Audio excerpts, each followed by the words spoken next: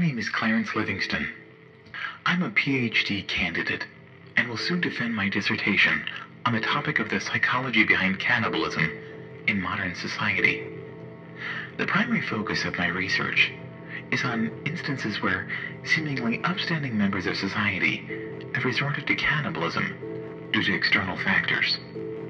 Last year, I had traveled to South America and was able to find the personal journal of one man who, 50 years ago, was forced into extraordinary circumstances high in the Andes Mountains. What I'm about to read to you is the personal journal, translated into English, regarding this man's ordeal. Day 14. I've held out 2 days longer than the others. 3 days ago, I tried eating the leather from one of the pieces of luggage still in the plane. I felt as if I was going to vomit, but I forced myself to keep it down. I believe that the calories it provided are surely worth consuming, whatever the chemicals it contained. I was wrong. I vomited up in my sleep.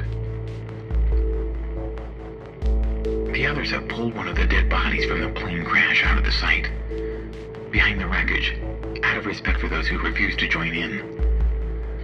I can hear them feeding, chewing, or maybe I'm just simply imagining it. Perhaps God is testing me at this very moment.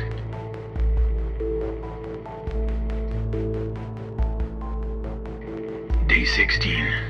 I'm a weak man, yet I am no longer tormented by hunger. If this was a test by God, then I have failed.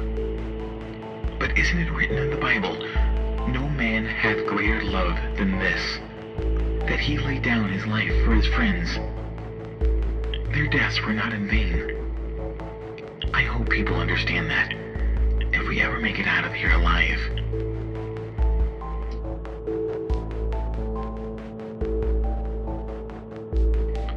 Day 20. The eyes are my favorite. The others refuse to eat them, but I find that they're the tenderest. I have to close my own eyes, though, or else I feel as if they're looking at me. We rarely speak to each other any longer. We have devolved. We huddle around the body, one of us holding a knife and carving the body into equal shares. We pass the meat around, inspecting it, sniffing it, until we all have our equal portion. Then we scatter, like dogs with a prize, to private corners where we can stave off hunger for one more day.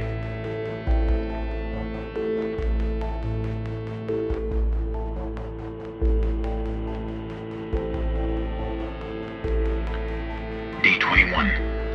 There's only one body left as we pick the others clean. I can see it in their faces and the looks we give one another. We are sizing one another up. Who is the weakest? Who will die first? Who will put up a struggle? No one will say it. We still cling to the hope that we can make it off this godforsaken mountain alive.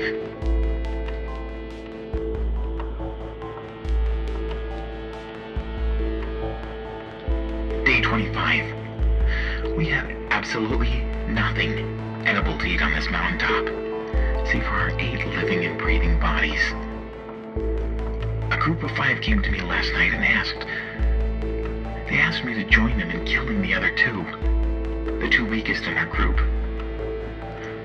I agreed, knowing that I had no other choice. Eat or be eaten.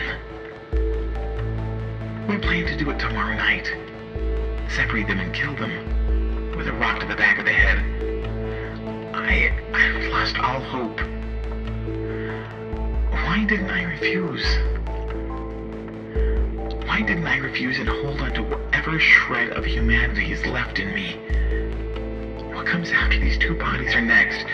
The cycle will continue until only one of us is alive.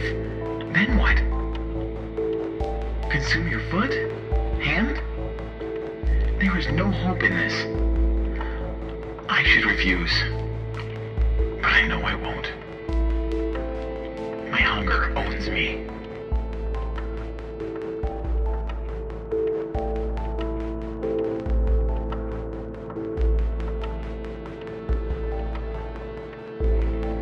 26. We are saved. A plane passed over this morning, saw us, and circled around twice before departing. Oh God, forgive us for what we've done, and for what we plan to do this night. I cannot look the other two we had, for the other two we had condemned in the eyes. I will destroy this journal, and pray that this terrible ordeal remains hidden from my family.